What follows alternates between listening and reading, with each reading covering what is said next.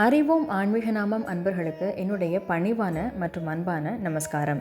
இன்றைக்கி நம்ம பார்க்க போகிறது தை அமாவாசை பற்றி தான். பொதுவாக அமாவாசை அப்படின்னாலே மறைந்த வாழ்ந்த நம்மளுடைய முன்னோர்களுக்கு நன்றி சொல்வது தான் அமாவாசை.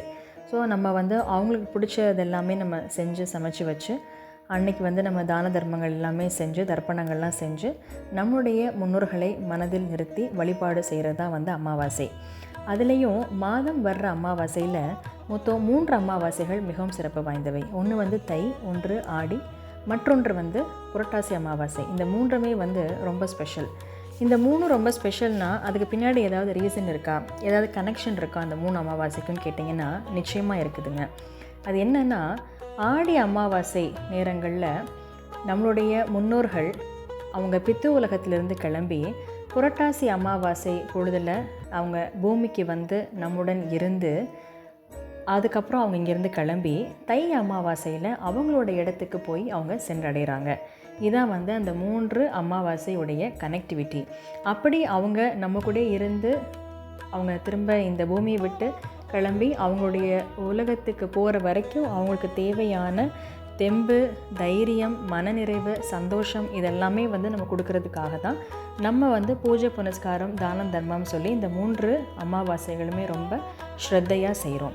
அப்படி நம்ம செய்கிறது மூலமாக நமக்கு என்ன கிடைக்கிது? அப்படி நம்ம செய்கிறது மூலமாக நாம் செய்த பாவங்களிலிருந்து நம்மளால் விடுபட முடியுது. தெரிந்தோ தெரியாமலோ நம்ம மற்றவங்களுக்கு செய்த அந்த பாவங்களிலிருந்து நமக்கு விடுதலை கிடைக்கிது. என்னங்க பாவம் புண்ணியம் அதெல்லாம் இந்த உலகத்தில் இப்போ இருக்கா? அதெல்லாம் உண்மையா அப்படின்னா நிச்சயமாக இருக்குதுங்க. நம்மளுடைய உடல்னாலேயும் நம்மளுடைய மனம்னாலேயும் நம்ம சொல்னாலேயும் நம்ம செயல்னாலேயும் நம்ம ஒருத்தரை கஷ்டப்படுத்துகிறோம் அப்படின்னா அதுதான் நாம் செய்யும் பாவங்கள். அப்படி நம்ம செய்கிற அந்த செயலுக்கு நம்ம பதில் சொல்லாமல் கண்டிப்பாக இந்த பௌத்திக உலகத்திலிருந்து நம்மளால் கிளம்பவே முடியாது. கிருஷ்ண பகவான் கூட அவர் கீதையில் சொல்லியிருப்பார், மற்றவர்களை கஷ்டப்படுத்தும் போது நினைவில் கொள், உனக்கான நாளைய கஷ்டத்தை இன்றே நீ விதைத்து கொள்கிறாய் அப்படின்னு சொல்லிட்டு. அதனால் பொதுவாக நம்ம யாரையுமே எந்த ஒரு கஷ்டமும் யாருக்கும் நம்ம கொடுக்காம நம்ம இருக்கிறது அப்படிங்கிறது நமக்கு சேஃப். அப்போ நம்ம நிம்மதியாக இருக்க முடியும் அப்படிங்கிறது தான் பகவான் சொல்கிறாரு.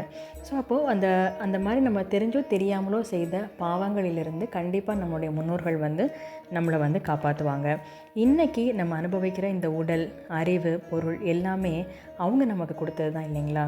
அதனால் அவங்கள இந்த அமாவாசை பொழுதுகளில் அதுவும் மெயினாக ஆடி, தை, புரட்டாசி இந்த அமாவாசை பொழுதுகளில் கண்டிப்பாக அவங்கள மனதில் நினச்சி அவங்களுக்கு செய்ய வேண்டிய பூஜைகள், தர்ப்பணங்கள், அதே மாதிரி அவங்களுக்கு என்னென்ன பிடிக்குமோ எல்லாமே செஞ்சு வச்சு படையெல்லாம் பண்ணி அவங்கள வழிபாடு செய்கிறது மூலமாக அவங்க திருப்தி அடைவாங்க, நம்மளையும் அவங்க சந்தோஷப்படுத்துவாங்க. இதுதான் தை அமாவாசை பற்றின ஒரு சின்ன குறிப்பு.